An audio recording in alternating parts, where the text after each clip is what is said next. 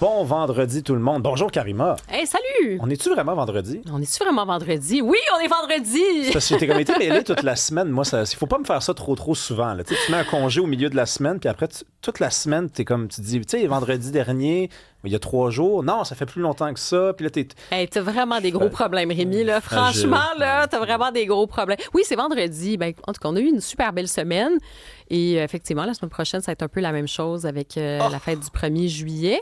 Mais il y a des problèmes pires que ça dans la vie, notamment sur toute la sécurité alimentaire. On va vous poser aussi la question aujourd'hui. Tu sais, c'est des choses qu'on voit. On entend ça de plus en plus. Tu dis, écoute, c'est-tu un mythe? Non, c'est pas un mythe. Hein. Ce sont des travailleurs et qui se retrouvent à aller dans des banques alimentaires. Tu sais, avant, tu as l'impression, tu disais, OK, c'est vraiment, tu sais, t'en arraches, tu te retrouves en dernier recours. Et cette idée d'aller finalement recourir aux services de banque alimentaire, ça s'est élargi. Et ce sont aussi maintenant des travailleurs, par exemple, tu as plusieurs enfants, tu es monoparental, mais pas que. Et c'est ce qu'on a aussi appris, je voyais ça aujourd'hui dans les journaux. Il y a un article d'ailleurs qui en parle, je pense que c'est du côté de Radio-Canada, où on nous dit que l'insécurité alimentaire gagne du terrain, notamment dans l'ouest de l'île de Montréal. Il y a des cas concrets, mais c'est pas que, là, c'est un petit peu partout à travers le Québec. En fait, c'est ça qui est très particulier, révélateur et peut-être même cruel, c'est qu'il y a des enjeux qui deviennent finalement des enjeux lorsqu'on réalise qu'ils affectent même des gens qui ne seraient pas censés être affectés par ces enjeux-là. Le cas de l'insécurité alimentaire est frappant. L'ouest de l'île de Montréal, c'est reconnu comme un endroit où les gens sont plus fortunés. Oui. On a des chiffres, là, par exemple, dans Dollars-des-Ormeaux, dans Notre-Dame-de-Grâce, on a de plus en plus de gens qui font appel à ça, alors que le salaire moyen, on parle par exemple, le revenu médian des ménages dans l'arrondissement de Pierrefonds-Roxborough, c'est entre 86 000 et 96 000 si vous prenez DDO, Dollars-des-Ormeaux, NDG. Puis là, on se dit, même des gens qui habitent là font appel à des banques alimentaires. Donc, ça doit être un vrai phénomène. Si c'était dans l'est de la ville, Hochelaga, Mercier, Montréal-Est, Tétroville, on dirait, c'est la nature qui suit son cours, c'est le cours normal des choses. Puis je dis pas qu'on n'en parlerait pas, on en parle, mais oui, on c'est connu, en fait, parce que c'est connu qu'il y a des quartiers, effectivement, où il y a une plus grande précarité. Tu sais, il y a toujours eu, par exemple, dans certains quartiers à Montréal, c'était reconnu de la pauvreté, de l'insécurité, et là, on a l'impression que ça s'étend. Et d'ailleurs, c'est intéressant quand tu fais référence à l'article, il y a Chantal Lafrenière, qui est la directrice générale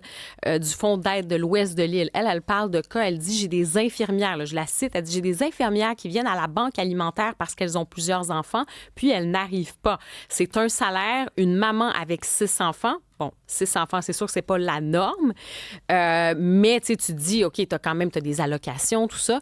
Et ça revient tout à la problématique du logement. T'sais, on sait qu'il y a eu un taux d'inoccupation, ça s'est amélioré depuis quelque temps, mais malgré tout, il y a quand même une crise du logement parce que tu as des logements qui sont disponibles. Oui, ils sont disponibles, mais sont tellement chers que ça te prend à peu près là, tout ton budget, ton salaire, tu n'as pas trouvé mieux. Donc, temporairement, tu te prends un logement qui est trop cher parce qu'il faut que tu loges tes enfants, par exemple, et tu te retrouves à un moment donné, il faut que tu coupes quelque part. Ça se ressent. Donc là, la première affaire que tu vas couper, tu vas dire, bon, ben au lieu de manger telle affaire, je vais peut-être manger une boîte de pâtes pour la semaine. Tu vois un peu? Donc, c'est vraiment... Moi, ça me fait quand même halluciner de se dire qu'on est au Québec. On est dans une société qui se dit quand même riche, prospère. On a des services peut-être de moins en moins, mais finalement, on est là à se demander si on va manger. Ben, moi, je pose la question aux gens, là. 187 Cube Radio, est-ce que ça vous arrive à vous? Est-ce que vous traversez, est-ce que vous vivez des ennuis? Puis, évidemment, on ne vous nommera pas si vous ne voulez pas qu'on vous nomme, là, mais c'est quoi votre métier? Si c'est le cas, on aimerait ça savoir parce que la chose qu'on entend le plus souvent, puis tu viens de le dire, des infirmières. Des infirmiers, des infirmières, c'est pas mal payé. Là. Ça pourrait être payé davantage, mais c'est pas des gens qui travaillent, par exemple, au salaire minimum. Là. Mm-hmm. Ce sont des gens qui ont des conventions collectives, qui sont syndiqués, qui ont des augmentations de façon assez régulière. Donc, si ces gens-là sont aux prises avec ces problèmes-là, j'imagine qu'il y a des profs au secondaire qui sont aux prises avec ces problèmes-là. J'imagine qu'il y a toutes sortes de gens qu'on n'imagine pas, finalement, être aux prises avec ça. Il y a un auditeur qui nous écrit, il y a des secteurs très pauvres dans ces quartiers-là du West Island. C'est vrai qu'on a tendance à l'oublier. C'est pas juste Notre-Dame-de-Grâce, Cossu, Kirkland, Cossu. Il y a des quartiers quand même qui ont... Oui. Oui. Mais c'est du quoi aussi, c'est que... Puis il y a des exemples aussi là, dans l'article puis dans la réalité où tu te retrouves dans une phase de précarité. Il y a quelques années, étant donné que le prix des loyers était moins cher, que le prix aussi du panier d'épicerie, c'était moins cher, ça a augmenté beaucoup. Là. Moi, je suis revenue, je passe une partie de l'année en France, une partie de l'année ici. Je l'ai observé, ça m'a fait tomber en bas de ma chaise à quel point il y a des produits qui sont rendus extrêmement chers, même beaucoup plus chers, je te dirais, qu'en France.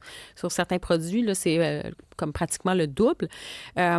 Et donc, exemple, tu vis une situation de précarité. J'ai l'impression qu'il y a quelques années de ça, tu pouvais dire, OK, je vais me serrer un peu la ceinture, mais je peux traverser peut-être ce 2-3 mois qui est plus difficile.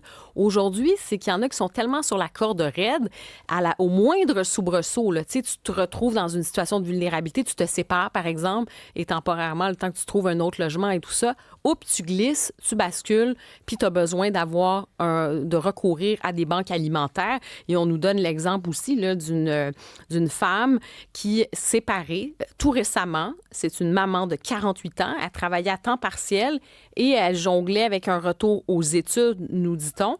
Donc, à ce moment-là, eh bien oui, elle fait appel à un service de banque alimentaire parce que tu étais dans cet entre-deux. Auparavant, tu aurais pu le gérer, mais maintenant, c'est impossible. C'est que les gens étaient à la frontière qui sépare le fait d'être correct, pas d'être bien, là, pas d'avoir même de l'argent de côté, d'être correct, d'être solvable, d'être capable... paye en paye, en fait. Exactement. Et là, il y a un petit millimètre qu'on a franchi, puis là, c'est là que les ennuis commencent. C'est là que le téléphone commence à sonner. C'est là que hey, tu nous dois de l'argent. Hey, tu sais, t'as des problèmes. Là, t'es plus capable de faire ça. Puis c'est là que, moi, je pense qu'il faut dire les choses précisément. C'est pas vrai que ça allait bien avant. Non, mais c'est ça, c'est qu'on n'est pas passé d'un monde où ça allait bien à un monde où ça allait mal. C'est qu'on est passé d'un monde où les gens étaient à un cheveu d'aller mal financièrement, et là, ça va mal. Et là, on est en plein dedans. Donc, c'est pas au monde d'avant où il faut revenir. Il faut s'améliorer même par rapport à il y a 10 ans, il y a 15 ans, il y a 20 ans. Il faudrait vivre dans une société qui est véritablement riche. C'est quand on dit que la société est riche parce qu'on a suffisamment d'argent pour se lancer dans des chantiers niaiseux qui donnent rien, puis réparer ce qui est patché, puis repatché, puis repatché. Ben, ça veut pas dire que ça va bien, ça veut pas dire qu'on est véritablement riche. C'est pas normal que nos infirmiers aient de la misère. Je m'excuse, ça n'a pas d'allure. C'est pas normal que nos professeurs aient de la misère. Je m'excuse, ça n'a pas d'allure. Ça n'a pas d'allure. Dans toutes les sociétés du monde, il y a des gens qui ont de la misère. La misère, c'est humain, c'est la nature des choses. C'est regrettable, mais c'est ça qui est ça. Mais on a toujours imaginé que ça atteignait une certaine classe de la population, une minorité de personnes qui étaient vraiment dans la misère. Et là, on se rend compte que, ben non, c'est pas ça. Toutes sortes de gens peuvent se ramasser puis aller voir une banque alimentaire comme ça puis demander de l'aide. Mais ça fait peur, en fait. C'est vertigineux parce que, tu sais, les gens travaillent fort, les gens se réveillent tôt le matin, ils font ce qu'ils ont à faire. Et cette espèce de rêve, hein, j'ai l'impression qu'on est passé de la société, presque le rêve américain. Tu sais, t'avais hâte de faire ta vie, puis tout ça. Bon, on peut en discuter, là. Mais maintenant, juste pour certains, le rêve, c'est juste de survivre un peu dans la dignité. Tu sais? Là, par contre, je vais quand même faire l'avocat du diable. Je ne sais pas si c'est l'expression appropriée, mais parce qu'il y a beaucoup de commentaires qui rentrent, et c'est ce dont je parlais ce matin avec quelqu'un en arrière à la recherche. Il y a peut-être aussi des gens qui ont commis des erreurs. C'est-à-dire, tu sais, peut-être une certaine forme d'irresponsabilité. Je n'afflige pas l'ensemble des gens qui sont dans cette situation-là, mais puisque, effectivement, là, on a un commentaire, je suis désolé, mais les infirmières et les profs, ça gagne plus de 100 000 par année. Ça, c'est avec le temps supplémentaire, puis quand tu atteins un certain échelon salarial. Comment ça se fait que tu te ramasses là? Parce qu'à 100 000 par année, c'est vrai que c'est peut-être pas de la faute des autres. C'est peut-être un peu de la tienne. Tu as peut-être commis une erreur. Je le dis parce que ça fait certainement partie des options, des hypothèses sur la table. T'sais, ça se peut aussi se tromper, faire une erreur, s'acheter la voiture neuve alors que c'était peut-être mieux d'aller vers une voiture usagée. Il y a peut-être ça aussi, parce que, je m'excuse, mais ça ne peut pas expliquer l'ensemble du phénomène, le fait que le coût de la vie a augmenté. Moi, je connais du monde qui gagne 70 000 par année, puis ils ne font pas appel à des banques alimentaires, parce que 70 000 par année, c'est quand même 30 000 de plus que le revenu moyen là, au Canada. Oui, tout à fait. Non, mais après, il ne faut pas généraliser. Là, on partait de cet article, notamment quand on parle d'infirmières, il y avait notamment une infirmière qui avait avais 6 enfants, ou si tu es aussi monoparental, je pense qu'il faut aussi tenir compte de cette situation-là. Et quand je disais la crise du logement et les problèmes de logement, quand tu habites à Montréal, il y a eu un autre article, c'était dans le Journal de Montréal ce matin, qui est assez édifiant, là, qui nous montre un peu la réalité. C'est une femme qui est quand même plus âgée, là, qui a comme 82 ans, et elle s'est retrouvée que elle vivait dans un logement qui coûtait extrêmement cher. Elle avait une allocation parce qu'elle vivait avec son enfant qui était comme handicapé. Malheureusement, son enfant est décédé. Elle n'a plus cette allocation. Elle doit se retrouver avec un logement. Elle se retrouve avec un logement qui est passé de 2200 à 2600 $ par mois. On s'entend qu'elle ne peut plus payer. Donc là, elle a un soutien. Elle est aidée par toutes sortes de gens de sa famille. Une chance qu'elle a un entourage. Mais avec tes revenus de pension de vieillesse, tu reçois ton chèque du gouvernement, c'est minime. Donc, tu ne peux pas payer un logement de 2000. Puis elle aimerait ça, trouver un logement peut-être à 1000 $ par mois, mais ça n'existe plus. Tu sais, à moins que tu es dans ton même petit logement depuis 15 ans, puis que ton propriétaire t'a pas trop augmenté, bonne chance pour trouver un nouveau logement. C'est ça qu'on oublie. Fait que peut-être que tu fais 70 000, tu es un travailleur, mais si tu fais 70 000, tu te retrouves séparé, tu as 3 enfants à charge, tu perds ton logement parce qu'il a été récupéré par ton propriétaire ou peu importe, puis là, il faut que tu trouves un nouveau logement avec des chambres. Ça se peut que tu es à la banque alimentaire pour un temps, le temps que tu te réorganises. Donc, moi, j'ai quand même de l'empathie pour les gens qui se retrouvent. Après, je comprends ce que tu veux dire. Si tu t'achètes 4 télés, que tu t'es payé 2-3 voyages à crédit dans le sud, que tu as décidé de te prendre une auto de luxe parce que tu trouvais ça important, ça se peut que là, peut-être tes priorités sont pas à bonne place. Karima, écoute, on va prendre l'exemple. Il y a quelqu'un qui a écrit dans la messagerie texte 6 enfants avec un bonhomme qui rit un peu. Tu sais, c'est peut-être beaucoup aussi dans le monde d'aujourd'hui, 6 enfants. Je suis désolé, mais il faut peut-être y penser, ça aussi. Tu sais, ça fait partie, évidemment, des options. Mais là, pour une fois que les gens ont des enfants, on chiale du taux de natalité. Moi, je dis à cette dame-là, chapeau, mais effectivement, il faut peut-être soutenir aussi les gens qui ont des familles nombreuses. Il y a peut-être ça aussi. Il y a JC de Terrebonne qui dit, c'est quasiment de la poésie, mais la question est même ceux qui y arrivent, vivent-ils? On ne fait que travailler, on ne vit plus.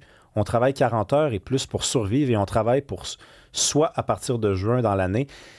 Moi, j'ai vraiment une pensée pour ceux, effectivement, qui, à chaque fois qu'ils reçoivent leur paye, envoient tout sur les comptes à payer, puis n'ont pas les moyens de mettre de l'argent de côté pour rêver, pour espérer, pour se dire un jour, je vais voyager, je vais m'acheter quelque chose, je vais faire plaisir à mes enfants. Ça, c'est le grand drame de la vie, là, quand tu arrives juste. Ça, c'est quand tu n'arrives pas en dessous également. Il y a un autre commentaire aussi.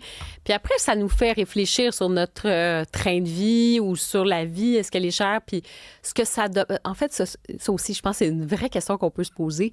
Notre minimum aujourd'hui, tu sais, à une époque, exemple, si on pense à... Je pense, mettons, à mes grands-parents. T'sais, le critère d'une vie réussie, c'était quoi? Tu avais ton foyer, tu avais ta maison, tout ça. Tu voyageais pas 12 fois par année. Là. En fait, ils voyageaient pas bien, mais tu avais certains plaisirs. Tu n'avais pas 4 téléviseurs puis un jeu vidéo qui te coûte 1000 $. On va en parler tantôt d'un jeu vidéo. On va en parler dans 2 secondes. Je suis en train de glisser comme ça les sujets. Mais tu vois ce que je veux dire? Les standards, peut-être qu'aujourd'hui, on a l'impression que si tu n'as pas un barbecue, une grosse maison avec 2 garages, la voiture de l'année, le téléviseur de l'année, je ne veux pas dire de marque, là, mais le téléphone de l'année. Vas-y donc. Moi, je suis pas mal sûr que tu ne connais pas tant que ça. Exactement. Ben, tu sais, il y a nos critères. On a besoin de combien d'abonnements de Netflix et compagnie. D'ailleurs, il y a Martin qui dit Netflix, tout ça, cellulaire à 2000 $, abonnement à 200 $, tous les abonnements Prime Video. Je comprends pas, j'ai plus d'argent. Il y a un autre qui nous disait je suis charpentier, je fais plus que 100 000 $ par année. Ma conjointe est éducatrice en milieu familial. On a 4 enfants, dont un handicapé. On habite dans une bigénération avec ma mère qui est en retraite. On a un revenu d'environ 180 000 par année brute et on vit de paye en paye. Ça revient un peu à ce qu'on disait sur le train de vie aujourd'hui. Continuez de nous écrire 187 Cube